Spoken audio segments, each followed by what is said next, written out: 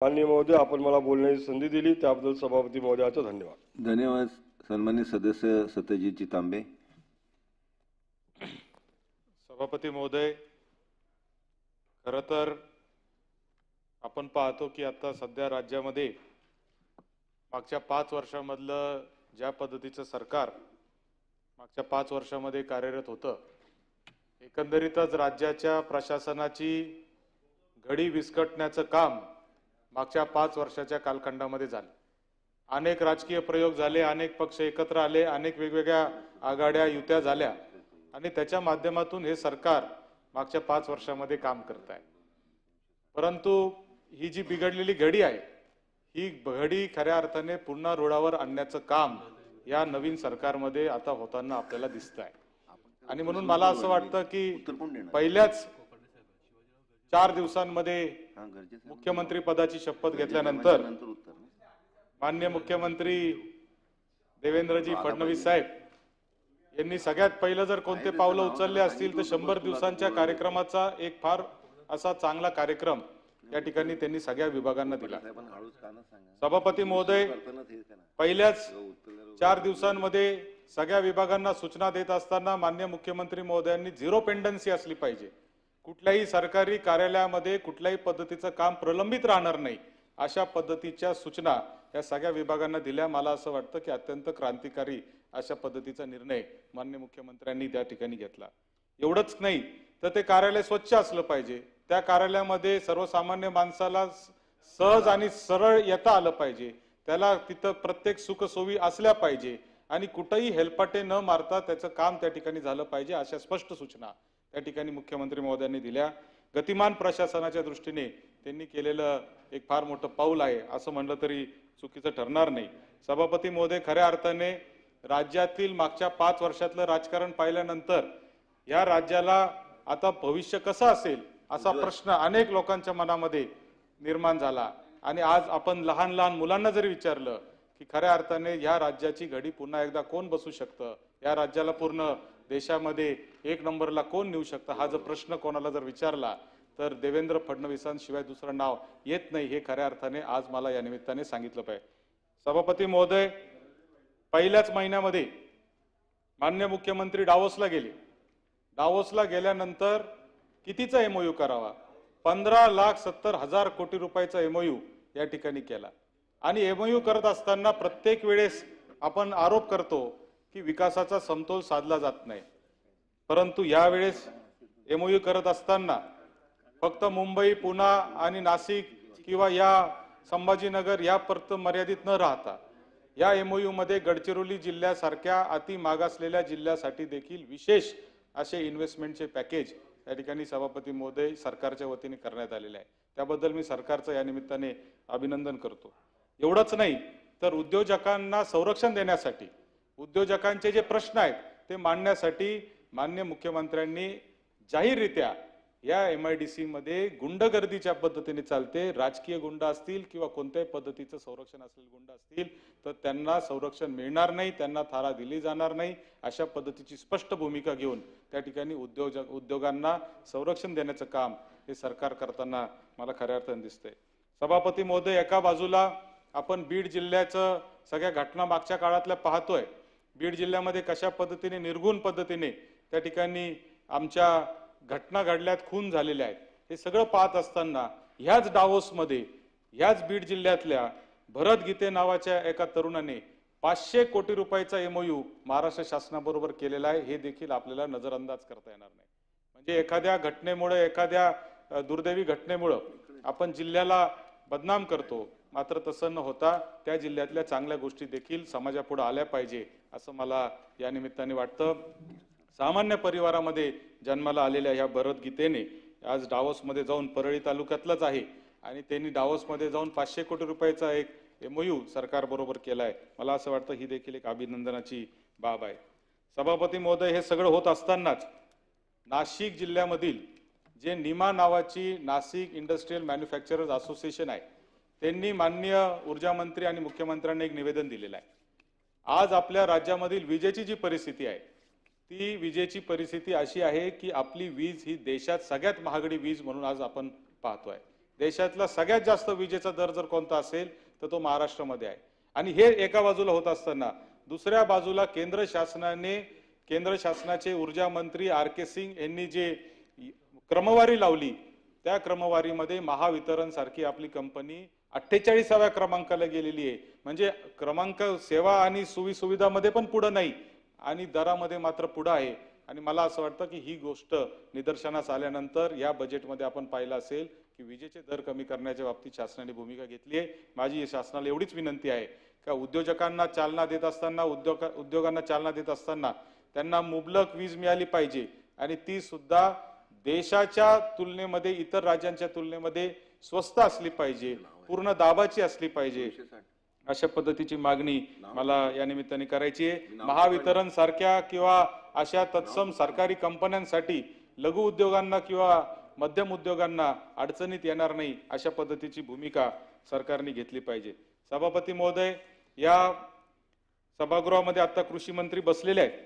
कृषी मंत्री महोदयांना मला त्या निमित्ताने अभिनंदन करायचंय की कालच त्यांनी जाहीर केलं की ड्रोन द्वारे ई पीक पाहणी होणार आहे. ड्रोनद्वारे पीक पाहणी होणं मला असं वाटतं की अत्यंत गरजेचं आहे. कारण पीक पाहणी लावल्याशिवाय आपण कुठल्याही पद्धतीचा लाभ त्या शेतकऱ्याला देऊ शकत नाही. मागच्या काळामध्ये आपण कांद्याच्या बाबतीमध्ये देखील पाहिलं की अनेक शेतकरी त्याच्यापासून वंचित राहिले कारण त्यांची पीक पाहणी लागली नव्हती. आता पीक पाहणी लावण्यासाठी जे ऍप आपण तयार केलेलं आहे मंत्री महोदय, त्याला त्या शेतात जावं लागतं, तिथून ते फोटो काढावा लागतो, GPS द्यावा लागतो. अनेक आपले क्षेत्र असे आहेत का जिथं रेंज नाहीये, जिथं नेटवर्क नाहीये आणि तिथं ते शेतकरी जे आहेत त्या या पीक पाहणीपासून वंचित राहतात. आणि म्हणून मला असं वाटतं की हा ड्रोनद्वारे जे ई पीक पाहणी लावण्याचा जो उपक्रम आपण सरकारच्या माध्यमातून जाहीर केलाय तो जितका लवकर तयार करता येईल तितका लवकर केला पाहिजे, जेणेकरून कुठलाही शेतकरी हा त्याच्यापासून वंचित राहणार नाही हे आपल्याला पाहिलं पाहिजे. सभापती महोदय, मंत्री महोदय नाशिक जिल्ह्यामधूनच येतात. इथं दोन्ही मंत्री बसलेले नाशिक जिल्ह्यामधले. नाशिक जिल्हा हा अनेक शेतीमालाच्या बाबतीमध्ये एक्सपोर्ट करणारा अग्रेसर जिल्हा म्हणून आपण समजला जातो. मग द्राक्ष असतील, डाळिंब असतील, कांदा असेल, अनेक बाकीचे शेतीमालाचे प्रकार असतील ज्याच्यामध्ये नाशिक अत्यंत अग्रेसरपणे एक्सपोर्टमध्ये आहे. मात्र हे एक्सपोर्ट होत असताना मंत्री महोदय मला आपल्याला निदर्शनास आणून द्यायचंय की हे कोणत्या देशामध्ये जातो हा माल याचा देखील अभ्यास होणं गरजेचं आहे. आजही आपण जे प्रगत राष्ट्र म्हणून अमेरिका असेल, ब्रिटन असेल किंवा ऑस्ट्रेलिया असेल, जपान असेल अशा देशांमध्ये आपला माल जात नाही. आपला माल जो जातो तो गल्फमध्ये जातो. आपला माल गल्फमधून, दुबईमधून आफ्रिकेमध्ये जातो. आपला माल इकडे मलेशियाला जातो.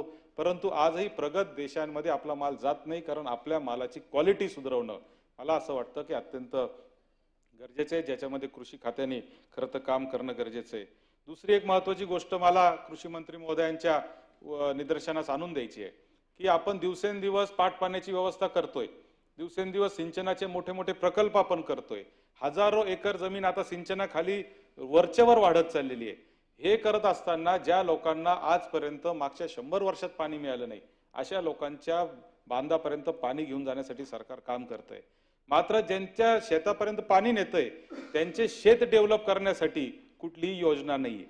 आणि म्हणून वर्षानुवर्ष पडीत असलेल्या जमिनीवर पाणी देतोय आपण, परंतु त्याला लेवलिंग करावं लागेल, त्याला कुठंतरी पाण्याची पाईपलाईन करावं लागेल, त्याला कुठंतरी विहीर घ्यावं लागेल. मला असं वाटतं की याच्यासाठी बिनव्याजी कर्जाची योजना जर आपण सरकारने जर या शेतकऱ्यांसाठी आणली का जिथं पहिल्यांदा सिंचन येतंय फक्त त्या शेतकऱ्यांसाठी, जिथं पहिल्यांदा पाणी येतंय फक्त त्या शेतकऱ्यांसाठी बिनव्याजी कर्जाची योजना आपण हजारो कोटी रुपये साखर कारखान्यांना देतोय, हजारो कोटी रुपयाची हमी सरकार साखर कारखान्यांच्या कर्जाची घेत आहे. परंतु हा जो शेतमाल तयार करणारा जो शेतकरी आहे त्याच्यासाठी देखील बिनव्याजी कर्जाची योजना सरकारने आणावी असं मला या निमित्ताने वाटतं. सभापती महोदय, शिक्षणाच्या बाबतीमध्ये तर आपल्याला माहिती की राज्य जे आहे ते मागच्या 20-25 वर्षामध्ये सातत्याने आपल्या राज्याचा दर्जा खाली खाली चाललेला आहे. शिक्षण मंत्री महोदय देखील या ठिकाणी सभागृहामध्ये आहेत. त्यांनी पहिल्याच काळामध्ये त्यांनी आता दणकेबाज निर्णयांची सुरुवात केलेली आहे. शिक्षण मंत्री महोदय, माझी आपल्याकडून एवढीच अपेक्षा आहे की आपल्या विभागाने आता शिक्षणाचा दर्जा सुधारण्यासाठी काहीतरी काम करणं, ठोस असं काम करणं मला असं वाटतं गरजेचं आहे. शिक्षण विभाग हा राष्ट्रीय शैक्षणिक धोरणाच्या अंमलबजावणीमध्ये आपण मागे आहे. NEP 2020 मध्ये आली, आज आपण 2025 मध्ये आहे, परंतु अद्यापपर्यंत त्याची अंमलबजावणी आत्ताशी कुठेतरी आपण सुरू करताना आपण दिसतोय. त्याच्यामुळे हे राष्ट्रीय शैक्षणिक धोरणाची देखील अंमलबजावणी तातडीने आणि अग्रेसिव्ह पद्धतीने होणं मला असं वाटतं की गरजेचं आहे. प्राध्यापक भरती नाही आहेत, शिक्षक भरती पहिला टप्पा झाला, दुसरा टप्पा अद्यापपर्यंत आपला चालू झालेला नाहीये. त्याचबरोबर वेतनेतर अनुदान. सभापती महोदय, मला आपल्याला सांगितलं पाहिजे की आज शाळांमध्ये अशी परिस्थिती आहे ग्रामीण भागामध्ये की कलर द्यायला सुद्धा पैसे नाहीये. एखाद्या शाळेमध्ये जर नवीन खुर्च्या जर ठेवल्या असतील तर मला आश्चर्य वाटतं का ते कुठून आणल्या. मी पहिलं ते मुख्याध्यापकाला विचारतोय, खुर्च्या आणल्या कुठून, कुठून गावातून उसने आणल्यात का कुठून आणल्यात? कारण ही परिस्थिती आहे की त्यांना खिळा मारायला सुद्धा पैसे शाळांकडे आज शिल्लक राहिलेले नाही. पगार सोडून आपण कोणत्याही गोष्टीसाठी पैसे देत नाही. वेतनेतर अनुदान आपण जे देतो ते आज 5-5, 7-7 वर्ष झाले ते दिलेलं नाही. ते सुद्धा 5व्या वेतन आयोगाच्या पद्धती तुलनेमध्ये आपण देतोय. सभापती महोदय, शाळांची जी परिस्थिती आहे शिक्षणाच्या कामाच्या बाबतीत, आज खाजगी शाळांमध्ये जर गेलं तर खाजगी शाळांमध्ये पगाराचा खर्च मंत्री महोदय हा 35 ते 40% असतो. म्हणजे एकूण रेव्हेन्यू जर गोळा होतो त्याच्या 35-40% पगारावर होतात आणि 55 ते 60% खर्च हे इतर ऍडमिनिस्ट्रेशन किंवा विद्यार्थ्यांच्या सुखसोयीसाठी होतात. आज सरकार आमच्या शाळांना पगार देतं आणि असं अपेक्षित करतं की आम्ही सगळं पुढचं करू. हा वरचा 50% जो खर्च संस्थांनी करणं अभिप्रेत आहे, हा संस्था करण्यासाठी त्यांना कुठलंही उत्पन्नाचं साधन त्या ठिकाणी नाही. आणि त्याच्यामुळे सरकारने देखील या ठिकाणी मला असं वाटतं की याच्यावर सहानुभूतीपूर्वक विचार केला पाहिजे. आरटीईचे पैसे आपण 25% आरटी सगळ्यांना चालू केली, मुलं देतो आपण, परंतु त्या इंग्लिश मिडियम शाळांना आपण पैसे दिले नाही. 2000 कोटी रुपये आपल्याला आज लोकांना देणे, ज्याच्याकडे 1 कोटी रुपये ज्याला सरकारकडून घेणे त्याला 2 आणि 3 लाख रुपयाचं पेमेंट मिळतंय. म्हणजे हास्यास्पद अशी गोष्ट मला असं वाटतं की शिक्षणाच्या बाबतीमध्ये या ठिकाणी दिसते आहे. शिक्षकांची आणि सगळ्याच कर्मचाऱ्यांची, सरकारी कर्मचाऱ्यांची एक वारंवार मागणी आहे की आमचे जे आरोग्याचे बिल आहेत, आमचे जे मेडिकल बिल आहेत ते कॅशलेस पद्धतीने झाले पाहिजे अशी त्यांची मागणी आहे. पोलीस खात्यामध्ये कॅशलेस पद्धतीने होऊ शकतात तर बाकी विभागांमध्ये का होऊ शकत नाही, हा देखील या निमित्ताने माझा प्रश्न आहे. सगळ्या सरकारी कर्मचाऱ्यांचे मेडिकल बिल हे कॅशलेस पद्धतीने सभापती महोदय झाले पाहिजे. सभापती महोदय, एक शेवटचा मुद्दा मला या निमित्ताने जो मांडायचा आहे तो आहे तो नगरपालिका आणि नगरपंचायत क्षेत्रांमधला. आज या नगरपालिका आणि नगरपंचायत क्षेत्रामधल्या अनधिकृत बांधकामांसाठी शास्ती या ठिकाणी सरकारने लावलेली आहे. ही शास्ती जी आहे ती इतकी अन्यायकारक आहे की ती शास्ती भरल्याशिवाय कुठलंही नवीन या ठिकाणी त्यांना बांधकाम करता येत नाही.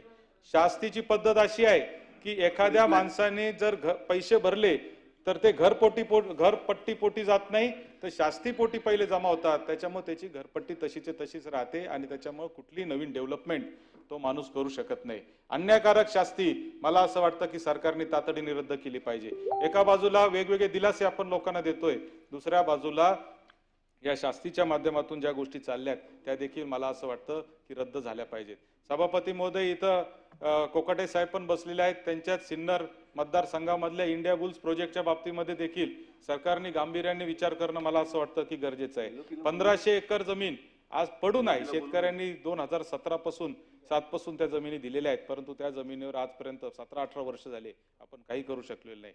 मला या निमित्ताने सरकारचं एक दुसरं अभिनंदन यासाठी करायचं आहे की जो औष्णिक प्रकल्प त्या ठिकाणी 900 एकरामध्ये आहे, तो 900 एकरामधला औष्णिक प्रकल्प आता महाजेनको कंपनीने विकत घेण्याचा निर्णय घेतला. ही एक क्रांतिकारक पाऊल त्या ठिकाणी सरकारने उचललेले. मला असं वाटतं तो जर त्या ठिकाणी विकत घेण्यामध्ये सरकार जर यशस्वी झालं तर निश्चितपणाने 50% तरी त्या भागाचा प्रश्न, तो जो प्रश्न आहे तो सुटल्याशिवाय राहणार नाही. म्हणून सरकारचं मला सरकारने त्यासाठी प्रयत्न करावा अशी माझी विनंती आहे.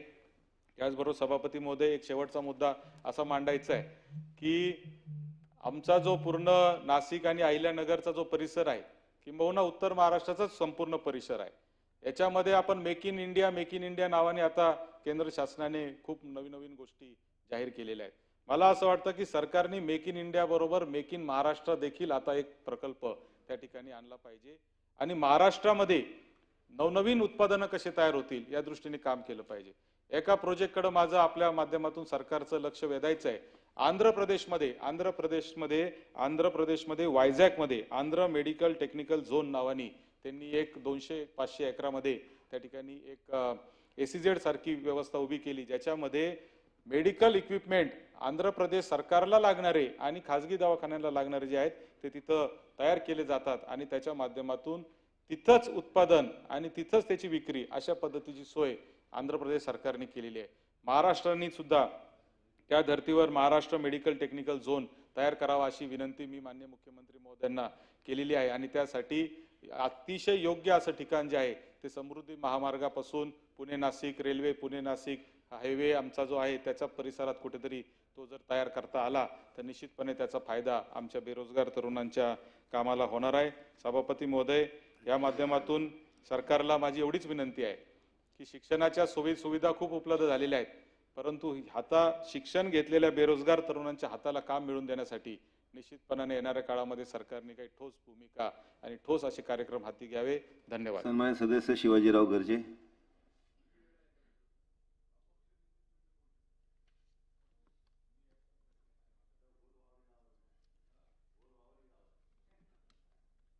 अरे हे राष्ट्रवादीकडनं शेवटचे सभापती महोदय, हे शेवटचे वक्ते, त्याच्यानंतर उत्तर घेऊ. शेतकरी सुखी तर राज्य सुखी हा मंत्र आणि गतिशील सरकार याच्यावर भरपूर आपण बोललेलो आहोत. सन्माननीय सदस्य बोलले, त्याचं रिपिटेशन मी करणार नाही. आपण सर्व शेतकरी कुटुंबातून आलेलो आहोत. प्रत्येकाला त्याच्या अडीअडचणी माहिती आहेत. फक्त 2-3 मुद्देच मी बोलणार आहे. भले 5-6 मिनिटात झाले तरी काही हरकत नाही, कारण कंटाळवाणं व्हायला नको. तेच रिपिटेशन नको. पहिले लोक सगळे टेस्ट मॅच खेळतात, नंतर वन डे असते ना, आपल्या वाट्याला मात्र 2020